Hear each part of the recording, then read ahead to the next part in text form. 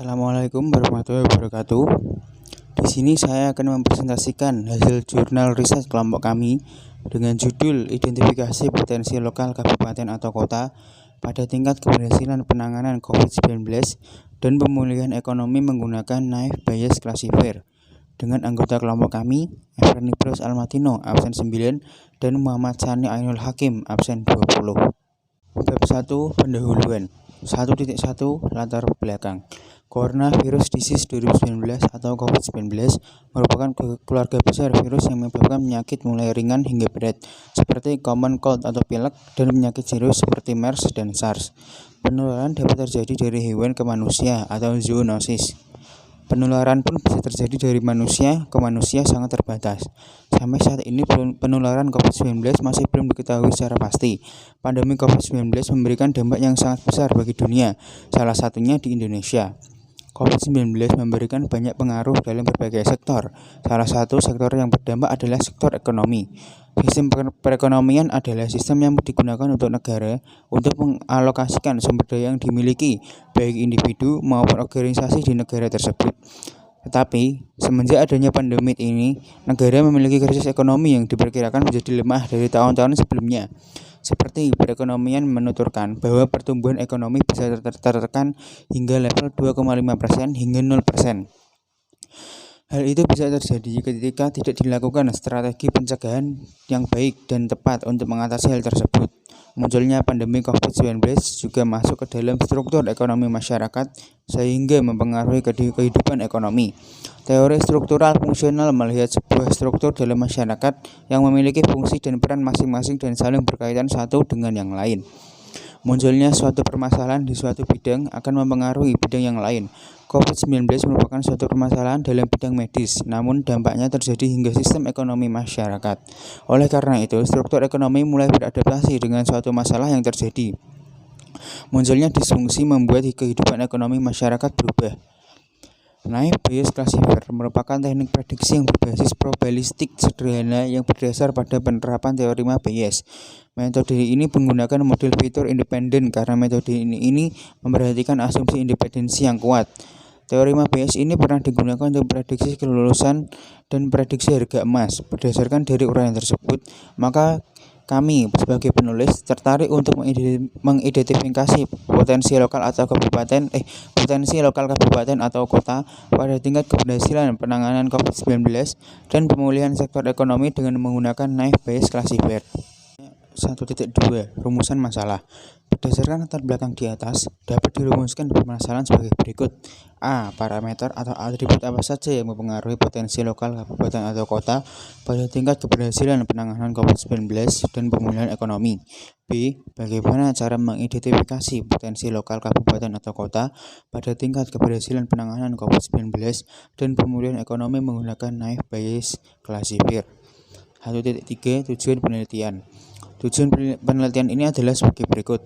Untuk mengetahui parameter atau atribut yang mempengaruhi potensi lokal kabupaten atau kota pada tingkat keberhasilan penanganan COVID-19 dan pemulihan ekonomi. B. Untuk mengetahui cara mengidentifikasi potensi lokal kabupaten atau kota pada tingkat keberhasilan penanganan COVID-19 dan pemulihan ekonomi menggunakan Naive Bayes Classifier. Selanjutnya, manfaat. A. Bisa memberikan inovasi yang baru mengenai topik yang diangkat. B. Memanfaatkan berbagai teknologi, informasi, alat, dan apapun di sekitar untuk menciptakan sebuah proyek atau apapun itu yang bermanfaat. C. Memberikan berbagai pengetahuan yang lebih kepada pembaca hasil tulisan secara luas tentang manfaat dari topik yang kami angkat. Dan yang terakhir, memberikan sumber informasi kepada masyarakat tentang potensi lokal kabupaten atau kota pada tingkat keberhasilan penanganan COVID-19 dan pemulihan ekonomi menggunakan Naive Bayes Classifier. 2. Tinjauan pustaka. Yang pertama, COVID-19. Virus corona atau Severe Acute Respiratory Syndrome Coronavirus 2 atau SARS-CoV-2 adalah virus yang menyerang sistem pernapasan.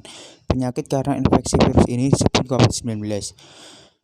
Virus corona bisa menyebabkan gangguan ringan pada sistem pernapasan, infeksi paru-paru yang berat, hingga kematian.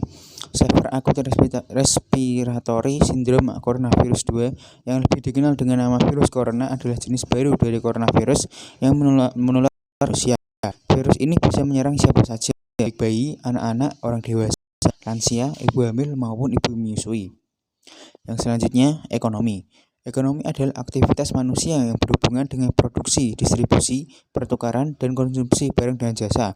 Ekonomi secara umum atau secara khusus adalah aturan rumah tangga atau manajemen rumah tangga. Ekonomi juga dikatakan sebagai ilmu yang menerangkan cara-cara menghasilkan, mengedarkan, membagi serta memakai barang dan jasa dalam masyarakat sehingga kebutuhan materi masyarakat dapat terpenuhi sebaik-baiknya. Yang terakhir, probabilistik dan teorema Bayes. Teorema Bayes adalah cara untuk mengetahui probabilitas bersyarat. Probabilitas bersyarat adalah probabilitas dari suatu peristiwa yang terjadi, mengingat bahwa itu memiliki beberapa hubungan dengan satu atau lebih peristiwa lainnya. Ide dasar aturan Bayes hasil dari hipotesis atau peristiwa dapat diperkirakan berdasarkan pada beberapa evidence yang diamati. Lalu, bab 3, metode penelitian. Pertama, waktu dan tempat penelitian. Penelitian ini dilakukan pada bulan Juni sampai September 2021. Pengambilan data awal maupun data penelitian pada portal masing-masing instansi pemerintah provinsi, kabupaten, maupun dinas terkait.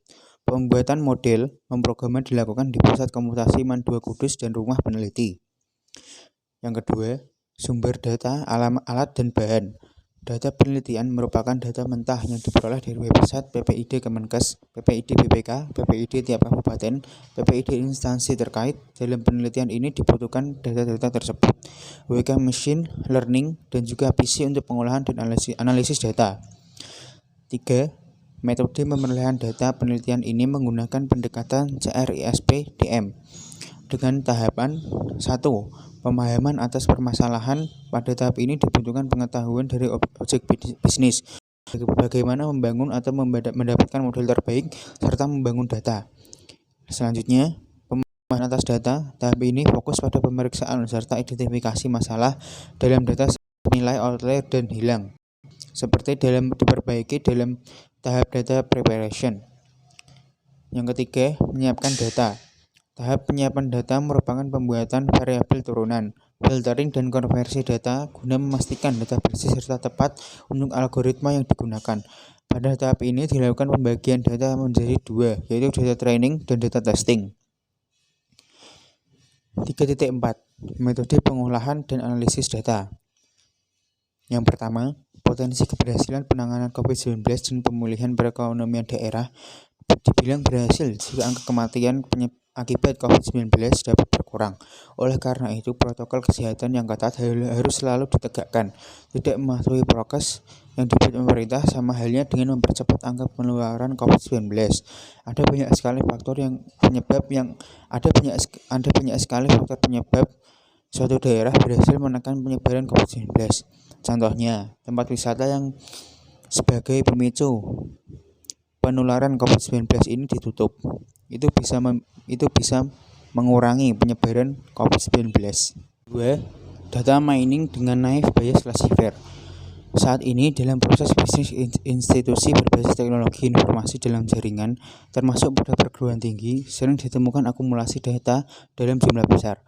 Teknik analisis konvensional hanya memberikan gambaran umum secara deskriptif tanpa memberi banyak pengetahuan. Dibutuhkan paradigma yang mampu mengelola data dalam jumlah besar, mengamati keterhubungan ratusan variabel, serta merumuskan suatu algoritma learning atas data tersebut dalam rangka menemukan pengetahuan. Data mining adalah paradigma pengelolaan data besar dengan banyak variabel yang mampu menyimpulkan pengetahuan atau pola atas data yang dimiliki. Permasalahan dalam data mining dikategorikan menjadi supervised dan unsupervised. Teknik supervised memprediksi keluaran data berbasis pada variabel input yang dimiliki. Suatu model dikembangkan dari suatu data training di mana nilai dari input dan output sebelumnya sudah diketahui. Selanjutnya, model mengeneralisasikan hubungan antara variabel input dan output dan menggunakannya untuk memprediksi data dalam keadaan hanya diketahui inputnya saja. Unsupervised data mining tidak memerlukan data output untuk diprediksi. Tujuan unsupervised lebih pada mengenali pola dalam data berdasarkan hubungan antar record data. Yang terakhir, 3.4.3 WK Machine Learning. WK adalah aplikasi data mining open source berbasis Java dengan koleksi algoritma machine learning yang dapat digunakan untuk melakukan generalisasi atau formulasi dari sekumpulan data samping. Pengelolaan data dengan teknik mining menggunakan WK dilakukan dengan tahap A.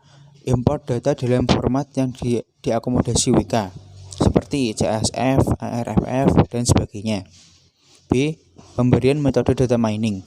Gunakan menu Classify sehingga tampil ragam metode dan turunan metode seperti Bayes, Function, Lazy, Meta, Mix, Rules, dan Trees. C. Setelah metode, selanjutnya ditetapkan jumlah parameter test, options, dan split data meliputi user training set, supplier test set, cross validation faults, dan percentage split. D. Pengaturan classifier evaluation option yang memuat beberapa hal terkait output model, output per class stats, output entropy, evaluation measures, output confusion matrix, star predictions for visualizations, error plot point size proportional to margin, output prediction cost sensitive evaluation. E.